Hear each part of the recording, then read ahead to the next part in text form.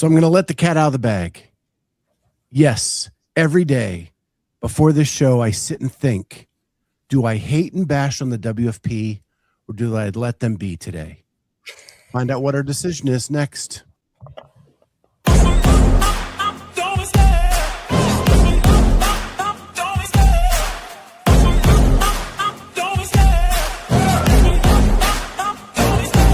Love the chase and the hunt, and I set the pace when I'm running. I always take what I want and I always give it 100. Don't need a bank, no I'm funded. Play the game like it's nothing. I'm always thankful for something. Don't take for granted, stay humble. Now wake up! It's time to look at the enemy. Look in the mirror if he is no friend to me. It's not working out, maybe it's the chemistry. It's time to break up so I can make a better me. It's lunchtime. What is going on, everybody? Welcome to Lunch with the Clydesdale. It's me, Scott, and him, Cowboy. We are here live. Lunch hour time. We're definitely live. We are live. Live. So, if you didn't catch my open, we have to make the decision every single day. Do we hate on the WFP or do we let them be for the day? And the reason I say that is I have one pet peeve, right? Every day I come on here with my face, with my name, and I say things, right? My favorite thing in the whole world is when people have burner accounts on YouTube and drop into the comments and call you a liar and a hater and a CrossFit lover and all these things, right? And you have no idea who they are because they won't identify themselves. And it's okay for them to say whatever they want without any repercussions because they're not going to tell you who they are. But really, you got to be with WFP because they know inside information that they put in your chat that hadn't been released to the public yet. Super easy to hide behind a keyboard. And 2 days ago in the thumbnail of the show, it said, why aren't people signing up for WFP? They took that as a blatant offense and a hate for WFP. So the WFP. And anyway, I hope my wife just placed an order because I'm getting text that it's coming. And if you listen to the show, I actually say, that they actually did have a lot of people from their top 20 sign up. And I did say that I think they are right sizing and getting into the right path of where they will be successful. But they only saw the thumbnail and had to blast me as a liar.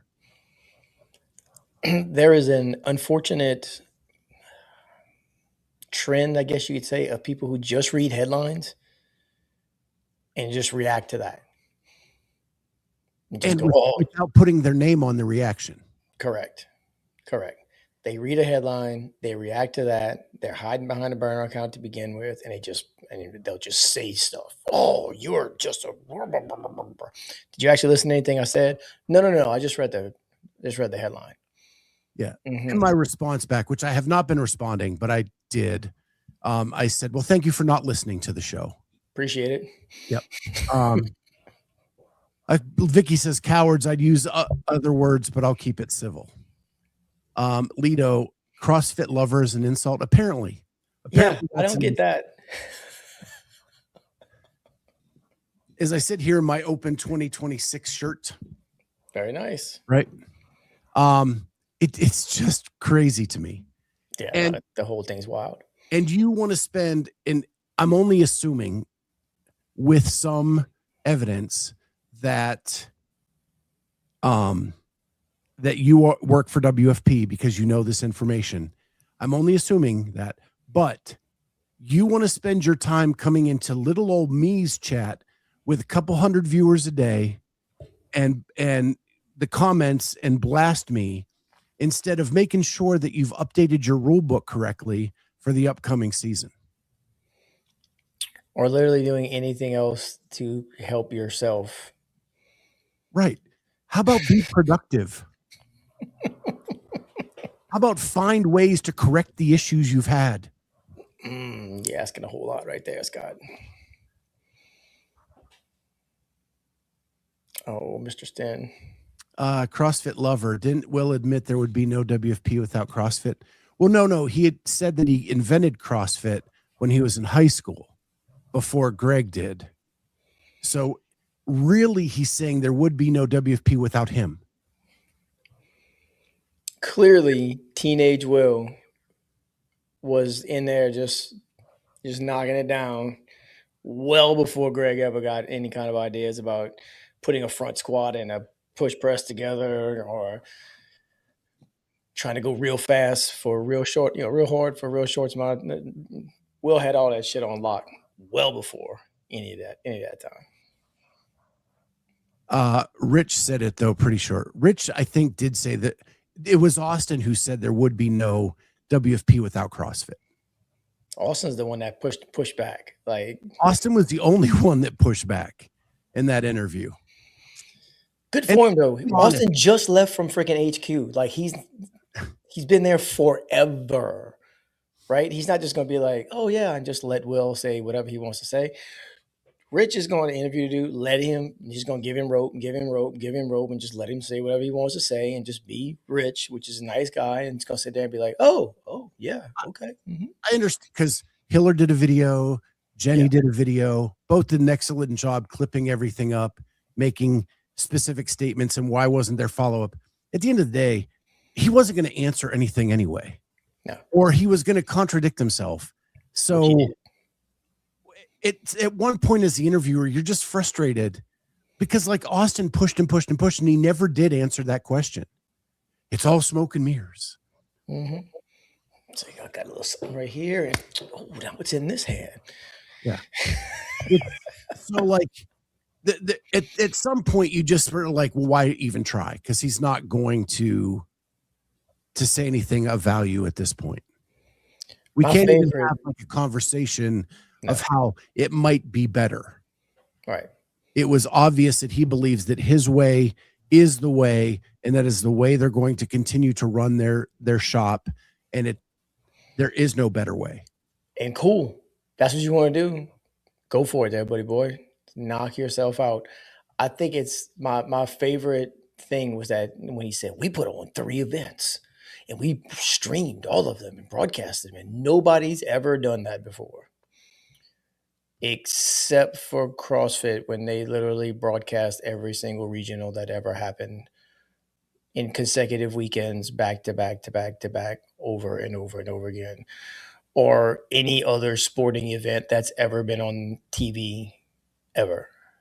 I mean, some baseball games have double headers and they broadcast both of them. No way. No, it's so hard to believe. It's so hard to believe. First CrossFit workout was posted in 2001. Yeah, we just had the 25th anniversary 2 days ago, yesterday, somewhere. I think it's the 8th. And Will was 10 years old. Yeah. Yes. John George, the more I listen to him, the more annoyed I become. He is effing delusional. Rich left him off the hook. Again, I think there's, as someone who has interviewed people in the past, you have interviewees that are willing to go with you on the ride, and you have others that are fighting you on the ride. And at some point as the interviewer, you just get tired. And if I'm sitting there and I see Austin begging for him to just say an answer over and over again, like you get defeated and you're like, well, at this point, why even try? Why bother? Why bother? Yes, grid league. And so, like, I don't think it's that Austin is the only one with a spine. I've seen Vandersloot come hard, right? I've seen Angelo come hard. I think that they just realized at some point we weren't getting anywhere with any of this. I think they brought him on thinking that they were going to have a decent conversation with him, which if you're not looking to push anything, it was, right? They seemed to have a good time. They were laughing, joking, messing around, whatever. And that's what they did. Austin wanted answers. He was trying to get answers, but after a while, like you said, there's just only so much you can do. And you're just like, okay, well, this guy's not going to say anything. So I guess we'll just go back to talking about his favorite color or whatever else that he wants to talk about, how much weed he smoked last week. So Shay asks, why even invite him? And Ed hits it right on the point. How many people clipped it? How many people viewed it? Like, if you're looking for YouTube analytics, like, it has kicked it out of the park. Hiller had 63 clips on his own. Like, clips 63 different things. Just Hiller. Even Grid League broadcasts like 4 matches a week. Yeah, they do. On the same day. And they do a good job. One of my good friends does Grid League. I watched him several different times. Or 65 clips, sorry. Tristan says, I just don't think the rest of them cared. I think there was a point where they just didn't care anymore. They weren't getting any content of any significance, and therefore, why even try? Yeah.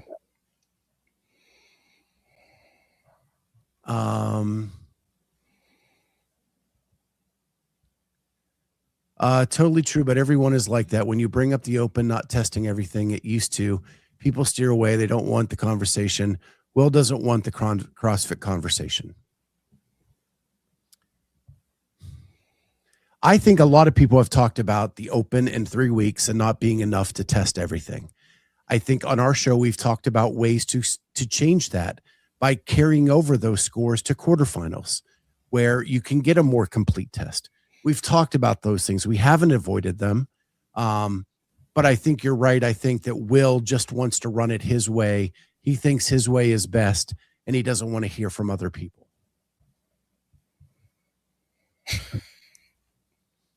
Ed AI is on the East Coast for vacation. It's too bright and sunny here. How do you all live like this?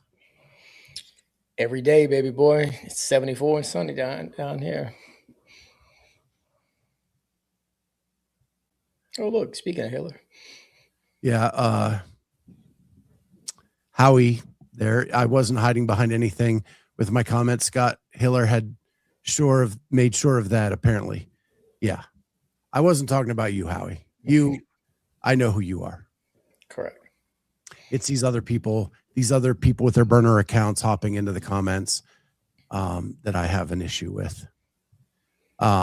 So that's that. I think, Hiller and Jenny and everybody did a great job clipping it all up. We've talked about it for 2 days. It is what it is. They're gonna do it however they want to do it, and this ship's gonna sink in a couple years when they're out of money. And there we are. At this point, I find it amusing.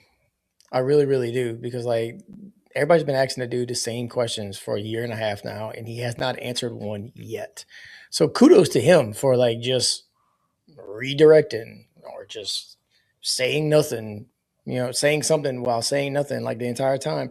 And he keeps getting invited to come on the podcast with people, like, because everybody else is like, I'm going to crack this guy this time.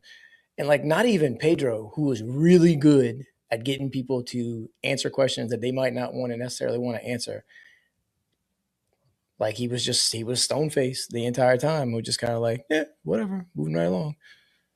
So good for him. It's sad to me that people, that it could have been a cool thing if it was placed in the right part of the season, if it was for the right athletes. I talked about that yesterday. I think, the Sydney Michalishans of the world and like the Erica Folos and the Chris Ibarras, it was a great testing ground for them and to subsidize themselves for the season. And they could have made it somewhat cool. But with this leadership, it's going nowhere. Correct. After seeing that interview with Will, I've given up all hope that this ship will ever turn. I think my favorite part of Hiller's recap yesterday was whenever he brought up Will's post about leadership. Yeah. This is leadership. You think Dave Castro would ever do anything even remotely close to that, saying that, hey, look at how great I am of a leader? I'm going to tell you right now, no. No good leader does. No good leader tells you how good of a leader they are. They No, show you how good of a leader they are. you are too busy actually doing stuff to stop and pat yourself on the back for being fantastic at what you do. So Anyway, this is where, like, I was a supporter of the WFP, and when I stopped supporting was when I talked to people that were hired by them to do a job. yeah. After the event, they were asked to give feedback. Everybody who gave negative feedback was let go. And these are people that I have known for 10 years around the space. Yeah. Who were saying what they felt and were told that it was an open dialogue because they want to be better. And when they gave negative feedback, they were let go. The minute you can't take constructive criticism and is the minute that your ship is going to sink. I just tell us what you think. Okay. Whoa, not like that. Yeah. So now they're surrounded by all yes men who all just are in the same agreement, on the same page, doing the same thing in whatever direction they decide is right, and damn be everybody else. And we don't care what anybody else thinks, or even if it's valid or not. Correct. We have a plan and we're going forward. Love it. So the minute that happened, it was over. Vicky, tell us what you think without telling us what you think. Exactly. Yeah. Like I heard this. I was talking to people face to face at the games who had worked on Tour Stop 1. And I was asking what the experience was like. And they said, well, I'll tell you, I'm no longer there. Because they asked for feedback, I gave it, and they let me go. And it was way more than one person who gave me that exact same story. It's fantastic. It's insane. Larry is going to beat this drum until the cows come home. Dave cares less. Even if doing the same workouts hurt the open registration, he won't budge.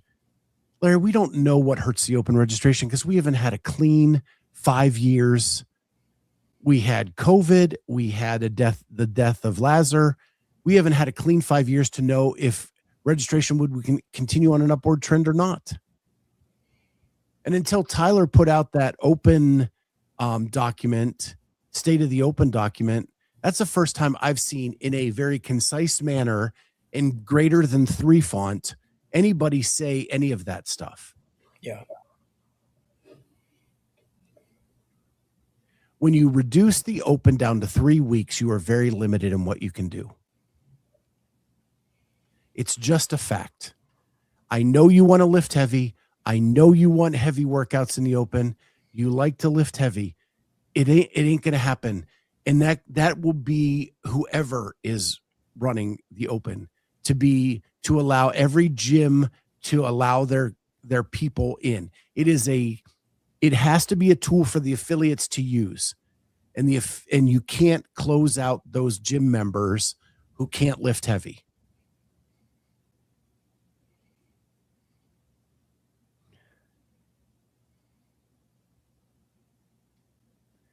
Larry, I'm not kicking you out. I'm willing to have the discussion.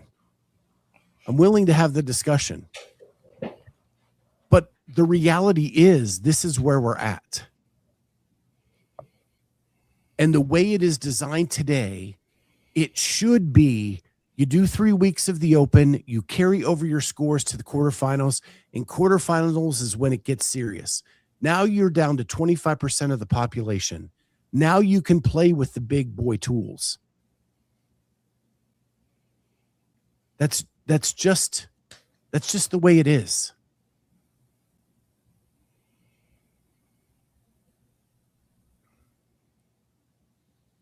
Might be an unpopular opinion, but the year when Boz programmed it, it was a much more complete test than the last few years of Dave's programming. You have to remember as well, Lito, that Dave programmed the open the year Boz took over the games.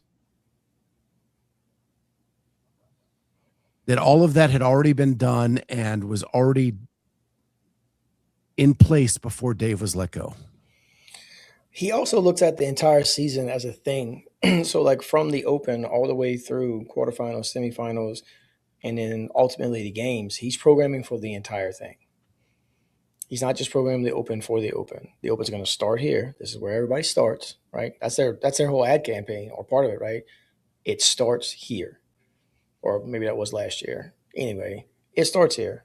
Then that's going to build on from there what you did in the open. If you make quarterfinals, cool. Now you get to play a little bit more for quarterfinals. If you are good enough from quarterfinals to make semifinals, then you get to play at that next stage.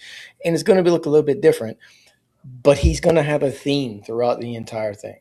It might not always be evident, but if you talk to him, because he said it before, he's like, yeah, I'm going to have a theme for the entire year, whatever that ends up looking like.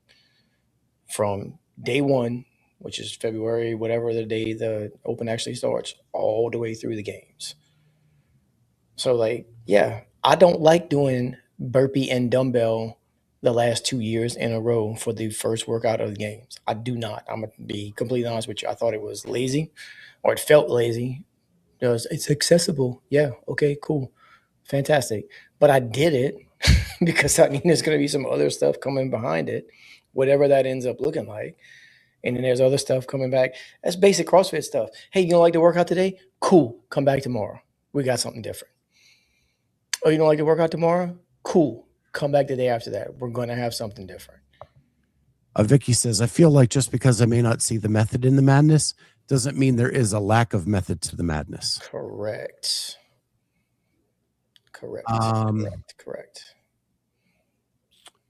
So, and then Tristan says, if you carry over scores from the open, then those quarters tests would need to be skewed heavy and high skill since the open is basically 3 endurance tests.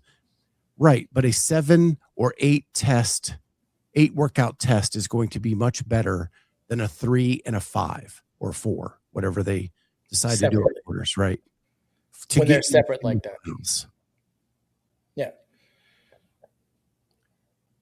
I agree. Like, make it look for people like me who, and it's going to sound like bragging, but like, I don't have to try real hard for the open to make quarterfinals. I just don't. Like, I can go do my one and done, submit my scores, and then be ready for quarterfinals when it's going to matter for me. And that's the majority of any higher level athletes. If you want to try to get from quarterfinals to semifinals, if you want to make the open matter, then add those scores to quarterfinals because now they matter. They actually matter because right now quarterfinals matter. Tristan says 100%. I just don't think they'd program it balanced. Well, it's not fair to just think. They haven't been given the opportunity in a format like that. And I think that given that opportunity, they may put together a better test than we think. Yeah. There's so much in here. Hold on. So RX for Time. Scott, have you reached out and had a discussion with them? And he's talking about WFP. I reached out to have either Will or Saxon on early on. I got no response for a while, and then I got a response that right after Tour Stop 1, they would have one of those two available for me to have on the show, and then they pulled that back after. I reached out a couple more times with no response, and so yes, I have made efforts to them to have those people on, and at this point, there's no point in it. I've seen the show, and there's no point in trying because they're never going to answer the questions. So look, I can do it. I'll just sit back like this. I'll go get in my car and then I can be Will. It's not that big a deal. I just not answer any of your questions and we just go move on. And then Lito is right. Boz then, after the games that he programmed, did the open the following season and the quarterfinals and the semifinals because CrossFit ran those. But if you remember correctly, those semifinals had a bit of a fiasco to them. It was the carpet drag sled. There were a lot of no rep issues where people got kind of screwed out of games tickets. And that's when Justin Berg got fired and Dave was brought back immediately after those semifinals and trying to get the ship righted before they got to the games. That was a wild year. You have to look. Yes, maybe the program was better. Programming might have been better in that for you, Lido, but the whole thing became a little bit of a shit show during that time, and it cost one guy his job and Dave to get his job back. So in full context, it was a wild time.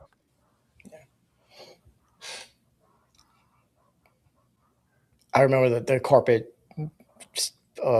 sled drag thing. Like, that was not good at all. Well, and it was also the L-sit rope climb thing where people were just sitting on the floor and it looked terrible. It was just a mess that year. Yeah. RX for time. Boz's programming can sometimes go off the beaten path for better or worse at times. I agree, but I think Boz's programming is more conducive to the games when you have the elite of the elite. When you had, I think they had a lot of people at semis that year, and there were a lot of people just sitting because they couldn't do the rope climbs. And you just had people like standing and sitting around during a lot of the events. It just had a bad look to it. Then you had that sled drag that was god awful. You had the backpack ring muscle up thing. I know it was a ruck. I call it. It looked like a kid going to school trying to do a muscle up. Yeah. There just was a lot of bad things that year. And again, it cost someone his job and it cost them going to grab Dave and bring him back.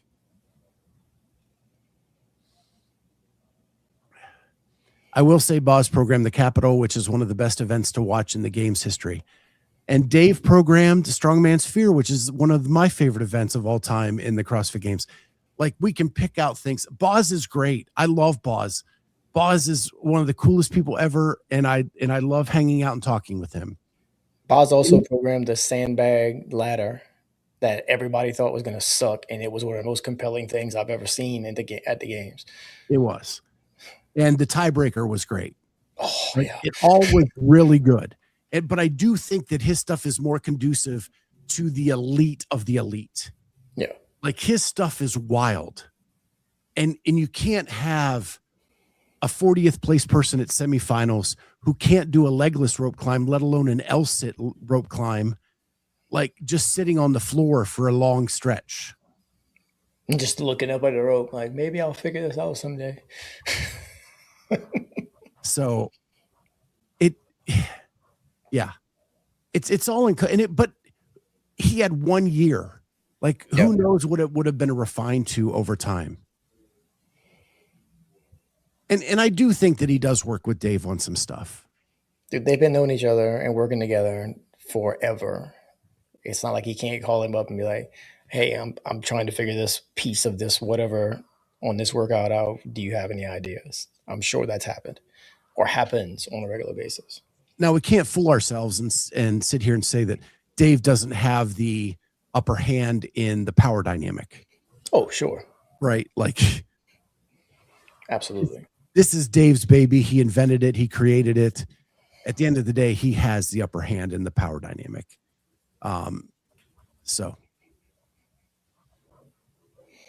Shanna says the 2022 games was my favorite so far for Masters. I think Boz programmed that. Yeah. Okay. So that's all of that. I don't know if you saw this. This is just me as a dad. Lindsey Vonn's dad came out and made a statement about her wreck at the Olympics.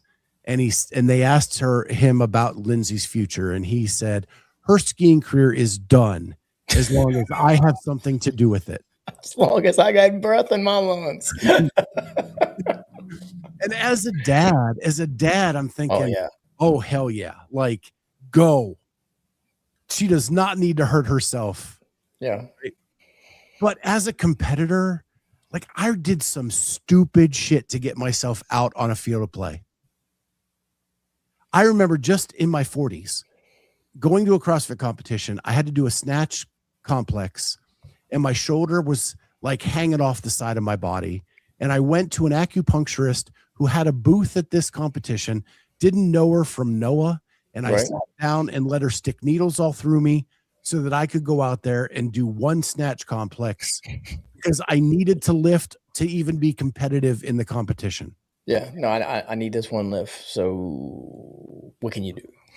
But if it's my daughter or my son out there, hell no, get out of the competition and fight to live another day. Yeah, you'll be all right. There'll be other ones. It'll be the first thing I would tell Brody. You'll be all right, dude. Like, it's not worth it. But me? Oh, yeah, no, I'm getting out there. Yeah. I'm getting out there. I don't care if I rip my shoulder off of my body. It's fine. I got another one. One lift. Yeah, I got another one. I'll be all right. So it just made me think about like all of the things that athletes do to get like what the sacrifices they make. Like you think of Atalantia at the games when Haley is bleeding from everywhere, bro, and she just is fighting through to finish that workout. The mindset that these athletes have is crazy. Or the ruck run, the first ruck run, whenever she had like that, just that spot on her back, dude. She still has scars from that. There's no doubt in my mind. There's no doubt in my mind. I'm gonna say, so Frida just said it's always harder to be on the sidelines. It is I would rather be on the floor myself doing double Murph than watch, because Brody does compete from time to time whenever he's in the gym, or from watching him at the Open a couple years ago. Like, I would much rather be on the floor suffering, about to die, than than anxiety of trying to watch him do something. And like, I need you to do what I know you can do. There's pictures of me watching him, and like you can just see the look on my face. And I'm like, I'm gonna need you to get it right. There's no way. Yeah. And there's no exhilaration like your kid doing well.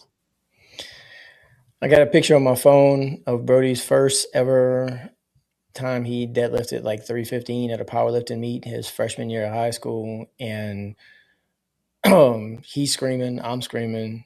Like, I was 16 feet from him because we get, it's in the gym or whatnot, and losing my absolute mind because I was so excited for him. Shanna says that Lindsey has a nasty complex tib fib fracture. Will take multiple surgeries. Yeah, I saw that. It's gonna which is why her dad said, "No, she ain't getting no more skis, bro." You know what they need? They need some Thirdzy. They do. Who needs it the most is her dad. Yeah. And that's because right now Thirdzy is running a self-care 30 special to make sure that you are able to take care of others. It's Valentine's Day this weekend. You want to be there for your partner. You want to be able to be the best you can be. And the best way to do that is to make sure you sleep and recover. And Thirdzy is the best product out there to do that. Right now, until February 14th, they're running a 30% off deal instead of 15%. 30% wow.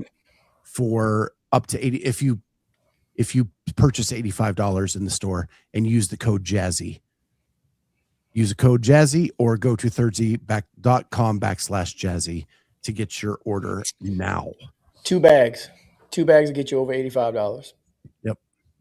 Easy day. 2 months that covers you for a 2-month supply, and 2-month supply of bought off of that 85. Just saying. Yeah, it's a pretty substantial amount. I'm just saying, get you some good sleep.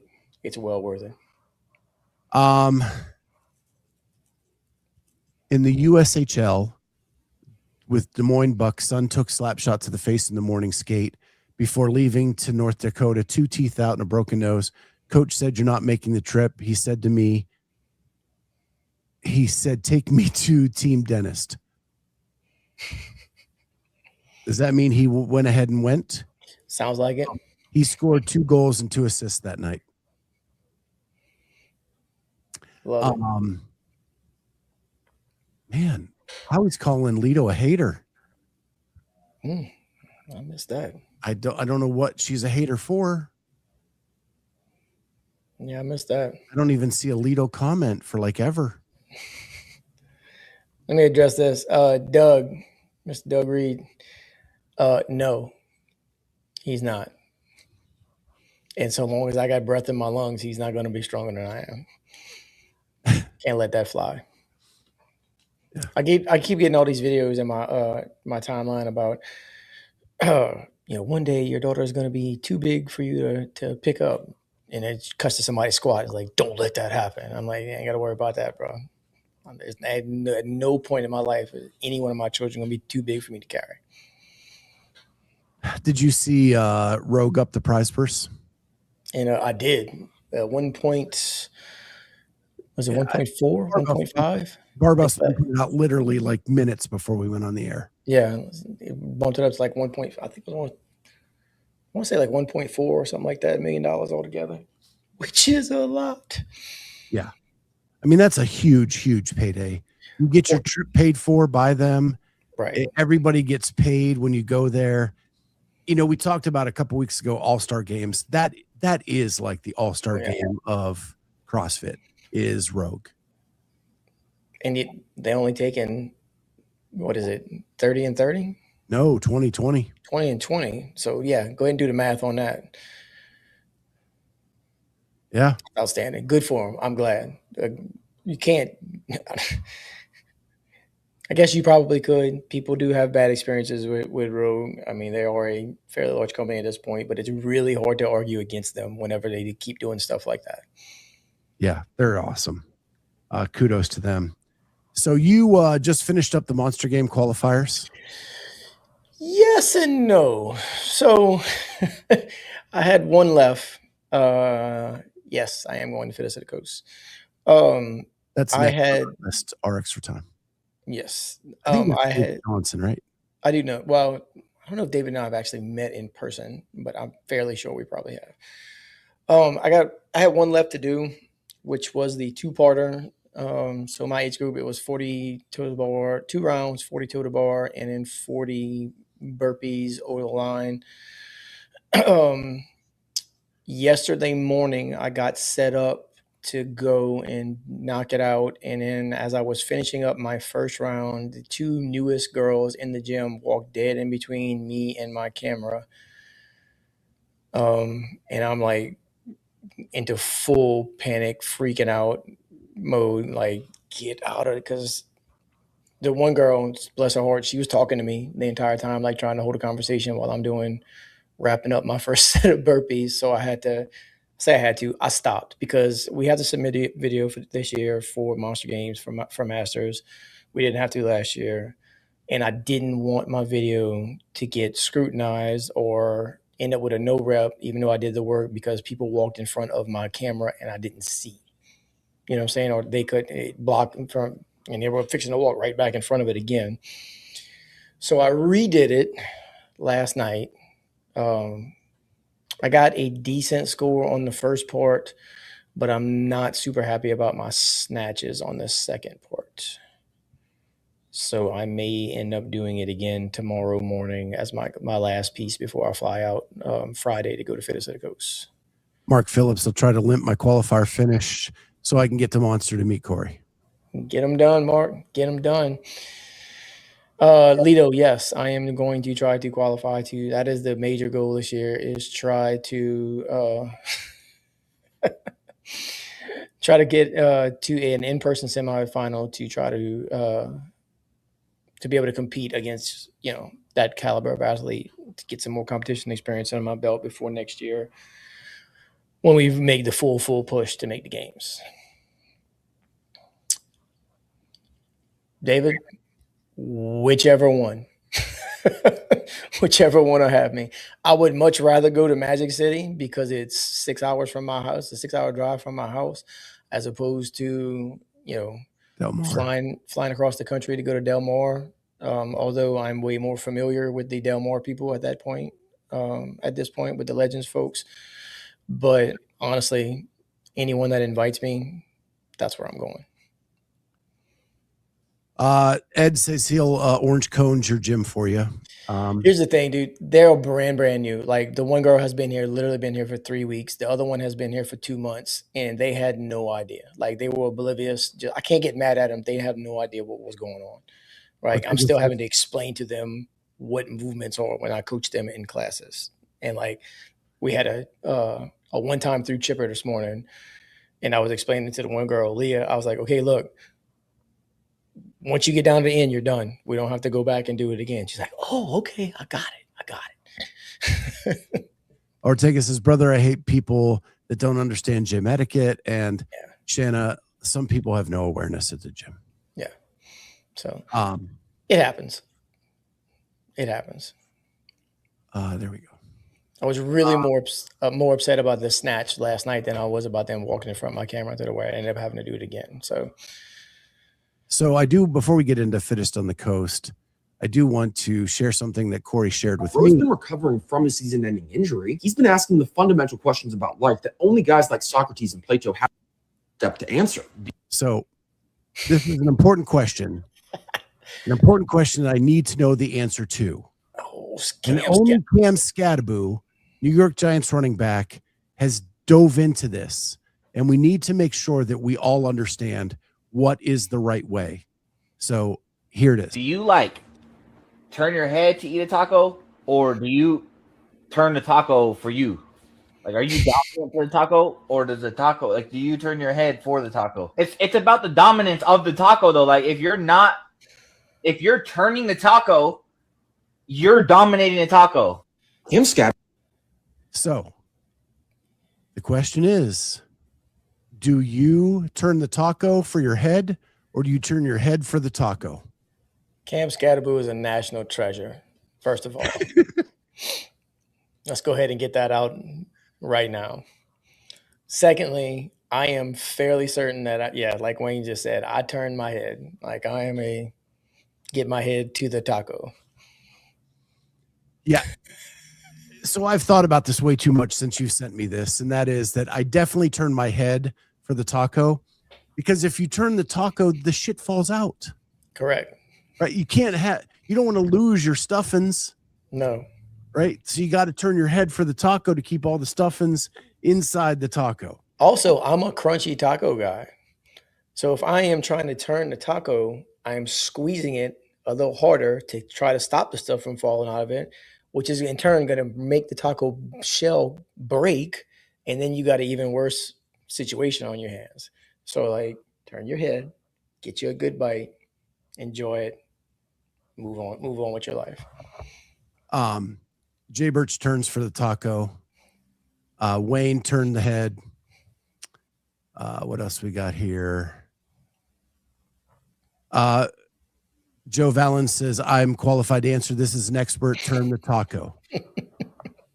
Phil DePooper, definitely dominate the taco. Dude, man, that's a bold move. That's a strong move there, Phil. Stuff. That is a strong move. Stuff. Unless it's a soft taco. Yeah. If it's a soft taco, boom. I am around. You can make a little burrito, all that kind of stuff. But yeah. You got to go pinky pinch. 100%. No. All the way through. Absolutely. Everybody's mad at me because I like crunchy tacos. It's all right. But I will go. Real taco is I will go to a Mexican restaurant, order the tacos El Carbon, the little steak tacos with the three, right? And get those how they come, and then order myself one crunchy taco on the side, just because I like the crunch. I just do. So hate on me if you want. It's perfectly fine. I will accept it. The haters are Amanda. Yeah. And Joe. And Joe. It's fine. It's fine. And they're Joe again. Yeah. Joe is not happy with your crunchy choice. It's fine. It's fine. Yeah, my taco is, I love fish tacos. Big fan. So there's a place just up the street sells mahi fish tacos. I get it grilled in a soft shell, street taco style, and man, just love that stuff. Love it. Love it, love it, love it, love it.